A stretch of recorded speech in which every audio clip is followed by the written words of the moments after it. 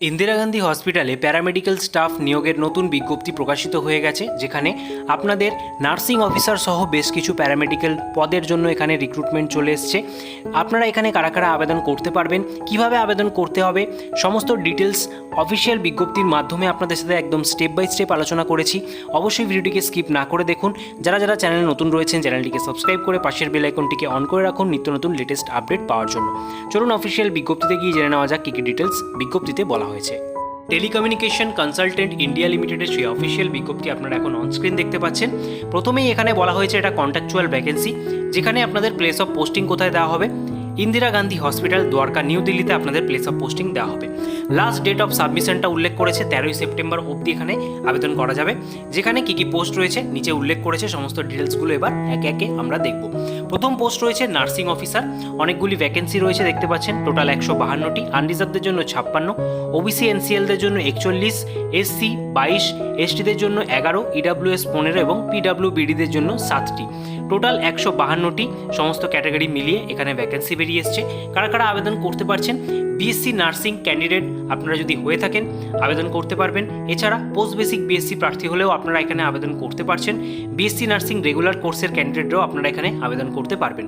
অবশ্যই রেজিস্ট্রেশন লাগবে যে কোনো নার্সিং কাউন্সিলের আন্ডারে, তাহলে আপনারা এখানে আবেদন যোগ্য। তার পাশাপাশি আরও একটা ক্রাইটেরিয়া বলেছে, বিএর আন্ডারে দেখতে পাচ্ছেন এখানে যারা ডিপ্লোমা ইন জেনারেল নার্সিং মিডওয়াইফি অর্থাৎ জিএনএম প্রার্থী রয়েছেন তারাও কিন্তু এখানে এলিজেবল। অবশ্যই আপনাদেরও রেজিস্ট্রেশন থাকাটা বাধ্যতামূলক। তার পাশাপাশি কি বলা হচ্ছে, আপনাদের জন্য 1 year experience in minimum 50 bedded hospital after acquiring the education qualification, অর্থাৎ আপনাদের যে জিএনএম কোর্স রয়েছে সেটা কমপ্লিট হওয়ার পর মিনিমাম 1 year অভিজ্ঞতা লাগবে 50 বেডেড হসপিটালে, তাহলেই জিএনএম প্রার্থীরা আপনারা এখানে এলিজেবল। ঠিক আছে, বয়সের এজ লিমিট আপার দেওয়া রয়েছে 30 বছর অবধি, মিনিমাম 18 থেকে 30 হলেই আপনারা আবেদন করতে পারছেন। এছাড়া ওর উপরে যদি আপনারা ছাড় চান সেক্ষেত্রে এসটি এসসি ওবিসি প্রার্থীরা বয়সের ছাড় সরকারি নিয়ম অনুযায়ী পেয়ে যাচ্ছেন। স্যালারি কত টাকা বলা হচ্ছে, 67,350 রুপিস। তার সাথে এখানে কোনো রকম কিন্তু আদার অ্যালাউন্স বা অ্যাডমিসেবল যুক্ত নয়। ঠিক আছে, এর পরবর্তী পোস্ট রয়েছে ল্যাব টেকনিশিয়ান, 4টি ভ্যাকেন্সি রয়েছে।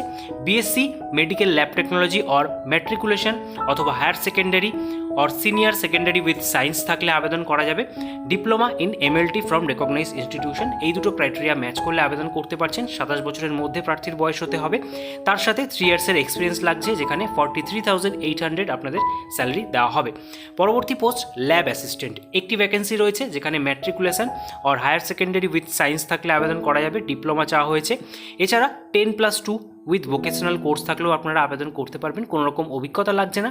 যেখানে 38,250 রুপিস আপনারা স্যালারি পাবেন। 27 বছর অবধি আবেদন করা যাবে। ফার্মাসিস্টের জন্য 11টি ভ্যাকেন্সি বেরিয়ে এসছে। এখানে ব্যাচেলার্স ডিগ্রি চাওয়া হয়েছে ফার্মেসি অর্থাৎ বি ফার্মা ডিগ্রি। তার সাথে রেজিস্ট্রেশন থাকতে হবে ফার্মেসি অ্যাক্টের 1948 আন্ডারে। অবশ্যই রেজিস্ট্রেশন থাকলেই আপনারা আবেদন করতে পারবেন, কোনো রকম অভিজ্ঞতা নেই। 27 বছর অবধি আবেদন করা যাচ্ছে, যেখানে 43,800 আপনারা কিন্তু স্যালারি এখানে পেয়ে যাচ্ছেন। পরবর্তীতে জুনিয়র রেডিওগ্রাফারের জন্য ভ্যাকেন্সি বেরিয়ে এসছে 5টি, ইসিজি টেকনিশিয়ানের জন্য 3টি। এছাড়া রিফ্রেকশনিস্ট, অডিওমেট্রি অ্যাসিস্ট্যান্ট, এছাড়া ফিজিওথেরাপিস্টের জন্য 2টি ভ্যাকেন্সি রয়েছে। ওটি টেকনিশিয়ানের জন্য 4টি ভ্যাকেন্সি, ওটি অ্যাসিস্ট্যান্টের জন্য 5টি, অকুপেশনাল থেরাপিস্ট, অ্যাসিস্ট্যান্ট ডায়েটিশিয়ান, এই সমস্ত পোস্টের জন্য কিন্তু ভ্যাকেন্সি এখানে বেরিয়ে এসছে। সর্বশেষ পোস্ট দেখতে পাচ্ছেন পোস্ট মর্টাম টেকনিশিয়ান আর মর্টারি টেকনিশিয়ানের জন্য 2টো ভ্যাকেন্সি। এখানে অবশ্যই মাধ্যমিক পাস চাওয়া হয়েছে এবং ওয়ার্ক এক্সপিরিয়েন্স লাগবে অ্যাজ এ মর্টারি আর পোস্টমর্টম অ্যাসিস্ট্যান্ট হিসাবে কাজ করার গভর্নমেন্ট রেকগনাইজ হসপিটালে। সেক্ষেত্রে 3 ইয়ার্সের এক্সপিরিয়েন্স থাকলে আপনারা আবেদন করতে পারবেন। 53,100 আপনারা স্যালারি কিন্তু পাবেন। এছাড়াও আপনাদের mortuary assistant, dresser, plaster room assistant, এই সমস্ত পোস্টগুলির জন্য কিন্তু 4টি করে ভ্যাকেন্সি এখানে রয়েছে। মাধ্যমিক পাস থাকলে আবেদন করতে পারবেন। 27 বছরের মধ্যে প্রার্থীর বয়স হতে হবে, তবে অবশ্যই ওয়ার্কিং এক্সপিরিয়েন্স কিন্তু 5 ইয়ার্সের এখানে চাওয়া হয়েছে। স্যালারি দেখতে পাচ্ছেন সেম রয়েছে 29,850 টাকা করে। ঠিক আছে, এই সমস্ত পোস্টগুলির জন্য এখানে ভ্যাকেন্সি বেরিয়ে এসছে। তো আপনারা যারা যারা এখানে আবেদন করতে চাইছেন, আবেদন প্রক্রিয়াতে আসছি, তার আগে আপনাদের বলে দিই এখানে সিলেকশন প্রসিডিওর কী রয়েছে। তো কোনো রকম লিখিত পরীক্ষা ছাড়াই এখানে কিন্তু ডাইরেক্ট ইন্টারভিউর মাধ্যমে আপনাদের যে সিলেকশন প্রসিডিওর রয়েছে সেটা কিন্তু কমপ্লিট হয়ে যাবে। এবং যারা যারা সিলেক্টেড হচ্ছেন তাদেরকে ইমেল SMS এর মাধ্যমে আপনাদের যে স্কিল টেস্ট বা ইন্টারভিউ রয়েছে তার জন্য ডাকা হচ্ছে। ঠিক আছে। এখানে যারা যারা কোয়ালিফাই করে যাবেন তাদেরকে কিন্তু ডাইরেক্ট ডকুমেন্ট ভেরিফিকেশনের মাধ্যমে আপনাদের জয়েনিং করিয়ে দেওয়া হবে এই TCIL এর আন্ডারে ইন্দিরা গান্ধী হসপিটাল দ্বারকাতে। ঠিক আছে, সেটা এখানে সম্পূর্ণটাই উল্লেখ করে দিয়েছে। তার পাশাপাশি আপনাদের যে আবেদন করার ওয়েবসাইট সেটাও অফিসিয়াল ইমেল অ্যাড্রেস এখানে দিয়ে দিয়েছে। এই অফিসিয়াল ইমেল অ্যাড্রেসে আপনাদের মেল করতে হবে এবং কিভাবে আপনারা সমস্ত ফর্মটা ফিল আপ করবেন তার ডিটেলসে আসবো। তার আগে বলে দিই, এখানে কিন্তু একটা 100 টাকার স্ট্যাম্প পেপারে আপনাদের অ্যাফিডেভিট করিয়ে নিতে হবে। আবেদনে এই কপিটা অবশ্যই আপনাদের আপলোড করতে হবে অফিসিয়াল ওয়েবসাইটে। ঠিক আছে, এখানে বলেই দিয়েছে, দেখতে পাচ্ছেন, undertaking affidavit on ₹100 stamp paper and duly notarised. ঠিক আছে, যে কোনো সরকারি উকিলকে দিয়ে নটারিট করিয়ে নেবেন এবং এখানে আপনাদের নিচে একটা সিগনেচার ডেট প্লেস দিয়ে সেটার যে কপি রয়েছে সেটাকে অবশ্যই আপনাদের আপলোড করতে হবে। ঠিক আছে, তো চলুন অফিসিয়াল ওয়েবসাইট গিয়ে আপনাদেরকে দেখিয়ে দিচ্ছি যে কীভাবে আপনারা পোস্টগুলির জন্য আবেদন করবেন। TCIL এর সেই অফিসিয়াল ওয়েবসাইটে আমরা চলে এলাম। আপনারা এখানে কারেন্ট ওপেনিংসের আন্ডারে ডেট দেখতে পাচ্ছেন 30/8/2024।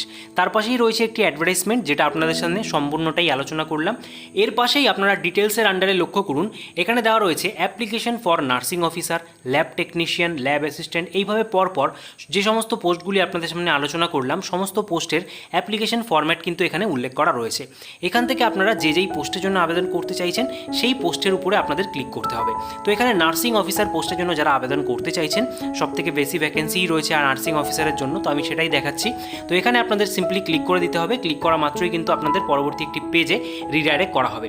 এখানে দেখতে পাচ্ছেন অ্যাপ্লিকেশন ফর নার্সিং অফিসার, অর্থাৎ পোস্টের নামটা এখানে অলরেডি সিলেক্ট হয়ে গেল। এর পরবর্তীতে আপনাদের এখানে full name, father, mother or guardian name আপনারা দেবেন। তার পরবর্তীতে আপনারা জেন্ডার সিলেক্ট করবেন। ম্যারিড, আনম্যারিড, উইডো সেটা এখানে সিলেক্ট করার অপশন রয়েছে। যদি আপনারা ম্যারিড সিলেক্ট করে থাকেন সেক্ষেত্রে আপনাদের হাজব্যান্ড বা স্পাউসের নামটা এখানে দিতে হবে। Contact number, email ID, date of birth, এখান থেকে ড্রপ ডাউন বক্সে ক্লিক করে আপনারা ডেট অফ বার্থটা এখান থেকে সেট করে নেবেন। তারপরে আপনাদের অ্যাডভার্টাইজমেন্ট অনুযায়ী কত বয়স বর্তমানে রয়েছে সেটাও আপনাদের উল্লেখ করতে হবে ইন ইয়ার্সে। তারপরে কোরেসপন্ডেন্ট পার্মানেন্ট অ্যাড্রেসটা আপনারা উল্লেখ করবেন। তারপরে রয়েছে সিনিয়র সেকেন্ডারি উইথ সায়েন্স, কোন বোর্ড থেকে আপনারা পাস করেছেন সেই বোর্ডের নাম, কমপ্লিটেশন ডেট, গ্রেড। তারপরে রয়েছে higher senior secondary with science, তার বোর্ডের নাম, completion date, grade, marks in percentage.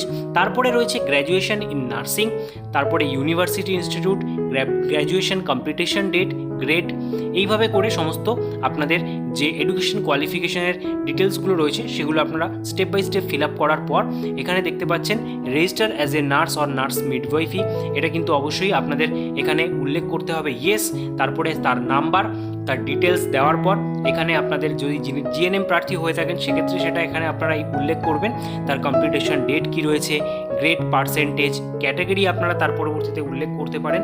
যদি এখানে জেনারেল সিলেক্ট করেন সেক্ষেত্রে আপনাদের এখানে কোনো রকম সার্টিফিকেটের ব্যাপার থাকবে না।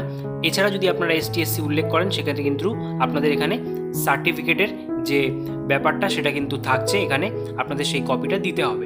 ঠিক আছে, তারপরে রয়েছে রিলেভেন্ট ওয়ার্ক এক্সপিরিয়েন্স যদি থেকে থাকে ইন্দিরা গান্ধী হসপিটালে সেই সমস্ত প্রার্থীদের ক্ষেত্রে এটা কিন্তু দিতে হবে, আদারওয়াইজ আপনারা এটা নো করবেন। তারপরে রয়েছে details about relevant experience, kindly enter your relevant experience. যদি সেই পোস্টের জন্য আপনারা যেটা অ্যাপ্লাই করছেন সেখানে কোনো রকম সেই পোস্ট রিলেটেড কোনো রকম এক্সপিরিয়েন্স আপনাদের থেকে থাকে সেই ব্যাপারে আপনারা সেটা এখানে উল্লেখ করতে পারেন। এরপরে বলা হচ্ছে আপনাদের যদি নামে কোনো রকম ক্রিমিনাল কেসেস থাকে সেই রিলেটেড এখানে ডিটেলস চাওয়া হয়েছে, সেটা দেওয়ার পর এখানে কিন্তু আপনারা ফটো আপলোড করার অপশন পেয়ে যাবেন। অবশ্যই PDF ফরম্যাটে আপলোড করতে হবে 1 MBর মধ্যে। তারপরে রয়েছে ফটো আইডেন্টিটি, যার মধ্যে আধার, ভোটার, ড্রাইভিং লাইসেন্স, এই সমস্ত ডকুমেন্টগুলো আপনারা যে কোনো একটি আপলোড করতে পারবেন 1 MBর মধ্যে। 10th certificate, 10th marksheet, 12 marksheet, এইভাবে করে গ্র্যাজুয়েশনের সমস্ত যে অল ইয়ার্সের সেমিস্টার রয়েছে তার সমস্ত মার্কশিটগুলোকে আপলোড করতে হবে। এর পরবর্তীতে রয়েছে পোস্ট গ্র্যাজুয়েশনের মার্কশিট, এরপর diploma marksheet, others qualification, relevant documents যদি আপনারা আপলোড করতে চান অবশ্যই এটা ম্যান্ডেটরি নয়, থাকলে অবশ্যই এটা আপলোড করবেন। তারপরে এক্সপিরিয়েন্স সার্টিফিকেট যদি থেকে থাকে অবশ্যই এটা আপলোড করতে হবে। এরপরে রয়েছে আপনাদের সেলফ সাইন্ড আন্ডারটেকিং, এটা কিন্তু অবশ্যই আপনারা আবেদনটা করবেন। একটা নটারি যেটা বললাম 100 রুপিসের অ্যাফিডেভিট আপনাদের করতে হবে। At the time of joining আপনাদের এটা লাগবে, তবে এটা কিন্তু অবশ্যই এখন আপলোড করতে হচ্ছে। এটাও আপনাদের পিডিএফ ফরম্যাটেই আপলোড করতে হবে 1 MBর মধ্যে, ঠিক আছে। এর পরবর্তীতে যেমনটা বললাম, আপনারা যদি এসটি, এসসি, ওবিসি, ইডাব্লিউএস প্রার্থী হয়ে থাকেন সেক্ষেত্রে অবশ্যই এটা কিন্তু এখানে আপনাদের ফাইলটা আপলোড করতে হচ্ছে।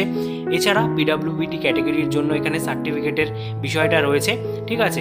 এর পরবর্তীতে আপনাদের সিগনেচার এখানে আপলোড করতে হচ্ছে। এই সমস্ত ডকুমেন্টস হয়ে যাওয়ার পর অবশ্যই ভালো করে একবার মিলিয়ে দেখে নেবেন।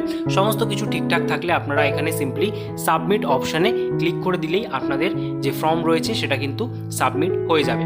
13ই সেপ্টেম্বর অবধি লাস্ট ডেট রয়েছে। এই সময়ের মধ্যে আপনারা যারা যারা চাইছেন এখানে আবেদন করে ফেলতে পারেন। এই রিলেটেড কোনো রকম কোয়ারি জানার হলে অবশ্যই টাইম টু টাইম অফিসিয়াল ওয়েবসাইটে ভিজিট করবেন। এছাড়া আমাদের টেলিগ্রাম গ্রুপে যুক্ত হয়ে যান, সেখানেও নিত্য নতুন জবের লেটেস্ট আপডেট আপনারা পেয়ে যাবেন।